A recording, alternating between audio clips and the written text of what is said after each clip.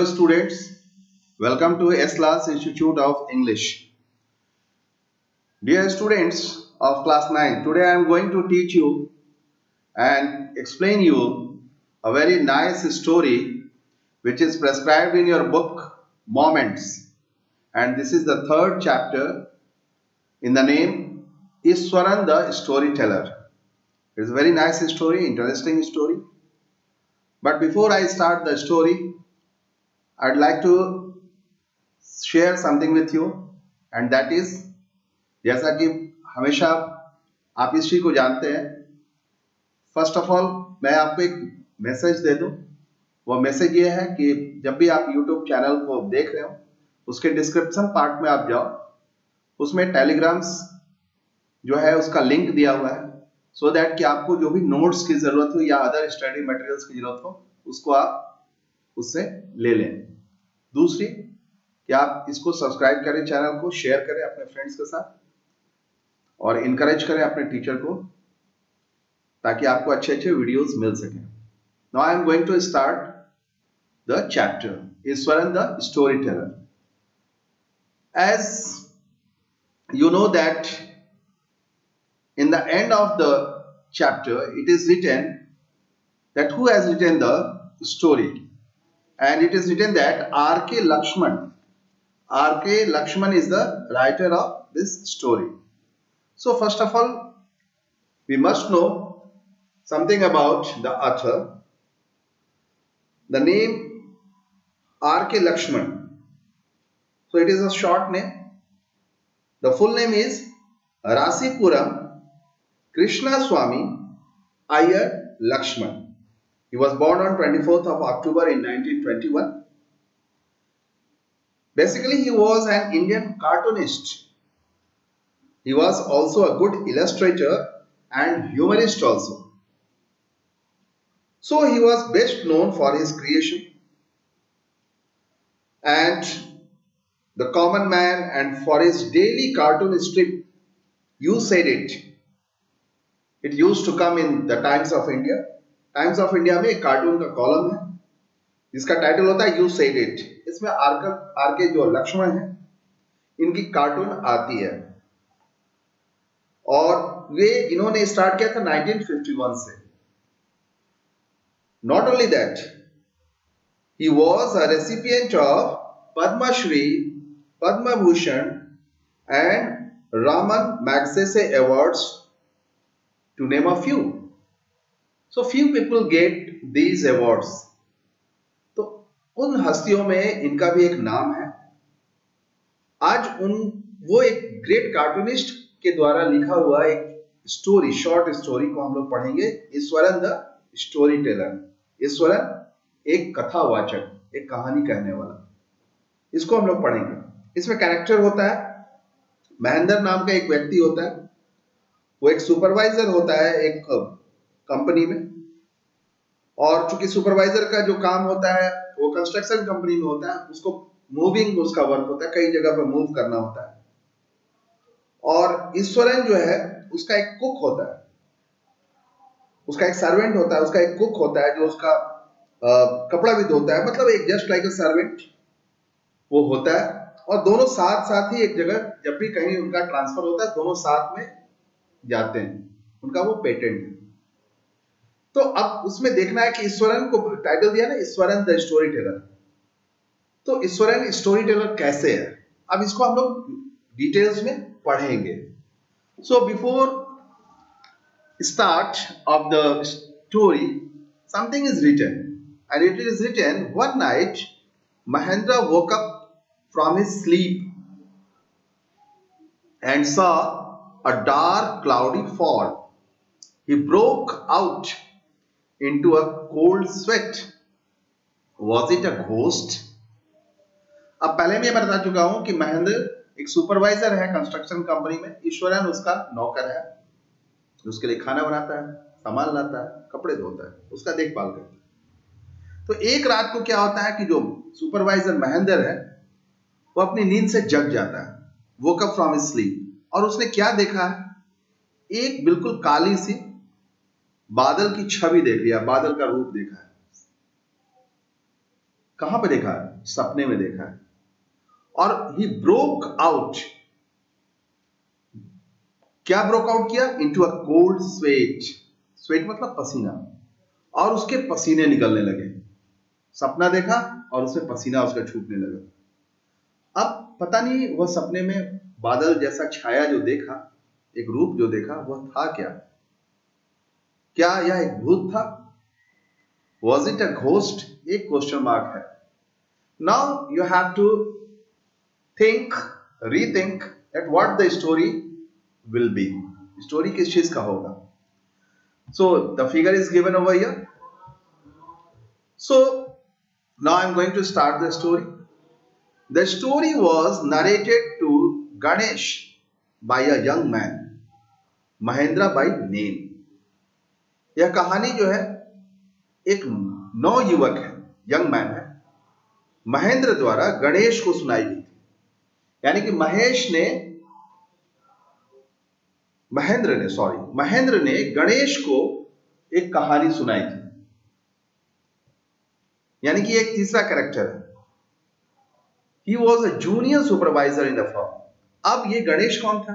महेंद्र तो सुपरवाइजर था, लेकिन ये गणेश कौन था? ये जूनियर सुपरवाइजर था, एक निरीक्षक था, एक कनिष्ठ निरीक्षक था, और which offered on hire supervisors at various types of construction sites. तो कंस्ट्रक्शन साइट्स पे जो फर्म होते हैं, वो फर्म जो थे वो क्या किए थे? विभिन्न प्रकार के जो निर्माण कार्य चल रहा है, निर्माण स्थल है, जैसे फैक्ट्री है, पूल है, factories, bridges, dams and so on, ये सारी चीजों के लिए किराए पे कुछ सुपरवाइजर वो ले लेते थे, उपलब्ध कराती थी। तो शायद गणेश भी किराए पर वैसा ही कनिष्ठ निरीक्षक यानी जूनियर सुपरवाइजर आया था, जिसको कि जो महेंद्र जो सीनियर सुपरवाइजर था उसके अंडर में काम करने वाला था। Mahendra's job was to keep an eye on the activities at the work site. और महेंद्र का काम क्या था? चूंकि वो सीनियर था, तो महेंद्र की जो नौकरी में जो काम था, वो जो काम जिस जगह पे काम हो रहा है वहां के काम पे नजर रखना था। कीप आई मतलब नजर रखना, जो वर्क साइट है। He had to keep moving from place to place every now and then. और उसको क्या करना पड़ता था? उसको हमेशा इधर उधर घूमना मतलब घूमना पड़ता था हेड ऑफिस से, order by his head office. Head office से जो आदेश मिलता था उसके हिसाब से उसको हमेशा इधर उधर घूमना पड़ता था। अच्छा, not only that, from a coal mining area to a railway bridge construction site, कोयले की खान के क्षेत्र से लेकर के किसी रेलवे का पुल का जो निर्माण हो रहा वहां तक जाना पड़ता था, वो कंस्ट्रक्शन साइट, वो निर्माण स्थल तक जाना पड़ता था। From there, after a few months to a chemical plant, और फिर एक महीने के बाद वहां से किसी केमिकल जो प्लांट है, जो रसायन संयंत्र है, वहां जाना पड़ता था, which was coming up somewhere, जो कि कहीं पर काम शुरू होने वाला था। यानी कि उसको कई जगह मूविंग जॉब था उसका। He was a bachelor, और बैचलर मतलब कुंवारा, जो अनमैरिड होता है, तो वह एक कुंवारा व्यक्ति था। His needs were simple, उसकी जरूरत की जो जरूरतें थी वह बिल्कुल सामान्य थी, बहुत ज्यादा उसको जरूरत की चीजें नहीं लगती थी। And he was able to adjust himself to all kinds of odd conditions, और उसके अंदर में ये क्षमता थी कि जितने भी प्रकार का अगर कोई विषम परिस्थिति भी आ जाए तो उसमें वो कॉम्प्रोमाइज कर लेता था, वह अपने को एडजस्ट कर लेता था, वह मेंटेन कर लेता था, इतना वो सक्षम था, है ना। अभी स्क्रीन पर हम लोग ऊपर देख रहे हैं यहां पे। इसके बाद क्या लिखता है आगे? Whether it was an ill-equipped circuit house or a makeshift canvas tent in the middle of a stone quarry, देखो कितना सुंदर सुंदर वर्ड्स इसमें आए। चाहे वो घटिया सर्किट का घर हो, इल इक्विप्ड मतलब अच्छे ढंग से डेकोरेट किया हुआ नहीं, यानी कि बिल्कुल अनगढ़ा सा, चाहे वो घटिया सा सर्किट का घर हो, और चाहे पत्थरों के खादान के बीच में कोई काम चला हो, तंबू वगैरह लगाया हो, कैनवास लगाया हुआ हो, तंबू लगाया हुआ हो, सारी स्थिति में वो अपने आप को एडजस्ट कर लेता था। But one asset he had was his cook Eswaran, लेकिन एक उसका एसेट जो था, जो जरूरत का चीज था, जिससे बहुत ज्यादा उसको लगाव था, वह था उसका रसोईया जो था, कुक था Mahendra. The cook was quite attach to Mahendra and followed him uncomplainingly where he was posted.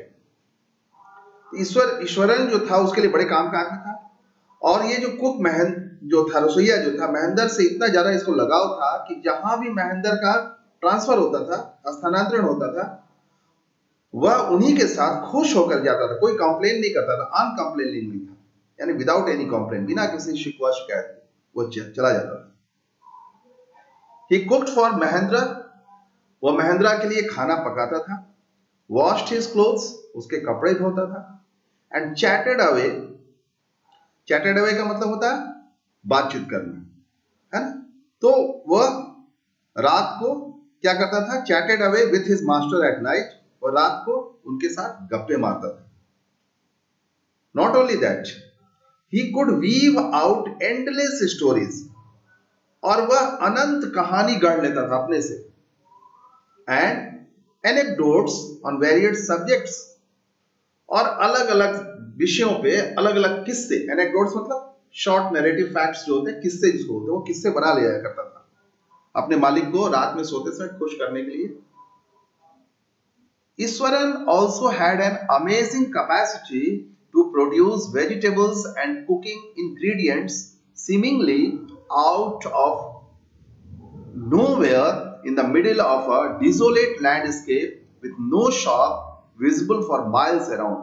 कितनी अच्छी बात है। ईश्वरन में एक अद्भुत क्षमता थी, अमेजिंग कैपेसिटी थी, जिससे वह सब्जियां व पकाने की अन्य वस्तु जो न जाने कहां से उत्पन्न कर लेता था, कहां से प्रोड्यूस कर लेता था, पता ही नहीं चलता था। कैसे? मीलों मील कोई दुकान नहीं दिखाई देती थी, डिसोलेट लैंडस्केप था, जहां की कोई दुकान भी नहीं दिखाई देती थी, वहां पता नहीं कैसे सारे सामान को वह इकट्ठा कर लेता था। ही वुड मिराकुलसली मतलब कि बिल्कुल चमत्कार पूर्वक, चमत्कार पूर्ण ढंग से कर सकते हो, बिल्कुल इंचेंटली कर सकते हो। वह बिल्कुल enchantingly, miraculously consume up the most delicious dishes, और dishes made with fresh vegetables. और वह क्या करता था कि स्वादिष्ट भोजन बिल्कुल चमत्कार पूर्ण तरीके से तैयार कर लेता था। विद इन एन आवर, 1 घंटे के अंदर में, of arriving at the zinc sheet shelter at the new work place, और जो नया अभी कार्यस्थल उसको मिला था, वहां जिंक का शीट का जो घर जैसा बना हुआ, आश्रय बना हुआ था, उसी के नीचे वो खाना बनाकर 1 घंटे के अंदर खाना बना करके वह विद इन एन आवर वो खिला देता था। और पता नहीं कहां से सब्जियां, दूर दूर तक दुकानें भी नहीं दिखाई देती थी, और वो सब्जियां खोज निकालता था और बना देता। Mahendra would be up early in the morning and leave for work after breakfast. Mahendra सुबह उठ करके नाश्ता लेकर के अपने काम पर चला जाता था, carrying some prepared food with him, और कुछ भोजन भी अपने लिए, जो तैयार भोजन है जो मिलता था उसको, वो टिफिन की तरह वो ले लेता था। Meanwhile Eswaran would tidy up the shades, इस बीच में क्या करता था ईश्वरन, जो शेड है उसको साफ सुथरा कर लेता था, वॉश द क्लोथ्स, कपड़े धो लेता था, and have a leisurely bath, और बिल्कुल फिर आराम से मजे से नहाता था, pouring several buckets of water over his head, अपने सिर पर कितनी बाल्टियां पानी डाल डाल कर नहाता था, और मजे से नहाता था, कोई नहीं जानता था। Muttering a prayer all the while, और जब तक ऐसा वो करता था तब तक वह उस दौरान कोई ना कोई प्रार्थना भी, प्रेयर भी गुनगुनाता रहता था, मटरिंग करता रहता था। It would be lunch time by then, और इतना करते करते दोपहर में, दोपहर हो जाता था और खाने का समय, भोजन का समय हो जाता था। आफ्टर ईटिंग, जब वो भोजन कर लेता था, he would read for a while before dodging of, और थोड़ी देर के लिए वो पढ़ता था, कुछ भी पढ़ता था, अखबार पढ़ता होगा बेसिकली, तब तक जब तक कि जम्हाई उसको नहीं आने लगे, तब तक वो पढ़ता था। The book was usually some popular Tamil thriller. अब देखो यहां खुल गया कि क्या पढ़ता था। प्राय जो उसकी किताब होती थी वह तमिल भाषा की जो थ्रिलर पुस्तक, रोमांच उत्पन्न करने वाला रोमांचक पुस्तक पढ़ता था वो। Running to hundreds of pages, सैकड़ों पेज वाला वो किताब होता था, तमिल में लिखा हुआ। इट्स इमेजिनेटिव डिस्क्रिप्शंस, और उसके जो काल्पनिक वर्णन थे, एंड नरेटिव, और जो उसमें ब्यौरा दिया गया था, वृत्तांत किया गया था, फ्लरिशेस वुड होल्ड ईश्वरन इन थ्राल। और क्या होता था कि ईश्वरन के मन को वह बिल्कुल भा जाता था। ईश्वरन को लगता था कि ये मेरे लायक ये सब कहानियां हैं। His own descriptions were greatly influenced by the Tamil authors that he read. और रात में जब वो कहानियां सुनाता था महेंद्र को सोते समय, तो उसकी जो स्वयं की जो डिस्क्रिप्शंस होते थे वह ज्यादातर प्रभावित रहते थे जिन किताबों को वह पढ़ा रहता था, उसी किताब में से वो कहानियां बनाता था पढ़ पढ़ के। When he was narrating, और जब वह कहानी को नरेट करता था, वर्णन करता था, सुनाता था, even the smallest of incidents, यहां तक कि छोटी छोटी सी घटना को भी सुनाता था, जब he would try to work in suspense, और वह ऐसा वर्णन करता था जैसे कि वह अंत तक उसके अंदर में रहस्य को छुपा रहने देता था, सस्पेंस, रहस्य को छुपा के रखता था। And a surprise ending into the account, और अंत में बिल्कुल आश्चर्यजनक अंत से उसको कहानी को खत्म करता था। ये कहानी सुनाने की कला उसके अंदर में थी, इसीलिए टाइटल लिखा गया है Eswaran the story Taylor. For example, मैं एग्जाम्पल आर के लक्ष्मण दे रहे कैसे वो बोलता था। Instead of saying that he had come across an uprooted tree on the highway, बजाय इसके, उदाहरण के लिए, बजाय उसके यह कहना कि जो ये हाईवे है, जो राजमार्ग है, सड़क है, उस पर अपरूटेड ट्री जो है, जड़ से उखड़ा हुआ पेड़ को देखा, तो उसको ऐसा नहीं बोलता था कि हमने हाईवे पे जड़ से उखड़ा हुआ है बिल्कुल एक बड़ा सा वृक्ष को देखा, बल्कि वो he would say with eyebrows suitably arched, वो अपनी भौहें को बिल्कुल चढ़ा करके, and hands held out in a dramatic gesture, और हाथ को बिल्कुल नाटकीय ढंग से हिला करके वह कहता था, क्या कहता था? The road was deserted, पूरा सड़क जो है रेगिस्तान की तरह सन्नाटा था। And I was all alone, मैं बिल्कुल अकेला था। Suddenly I spotted something that looked like an enormous bushy beast lying sprawled across the road.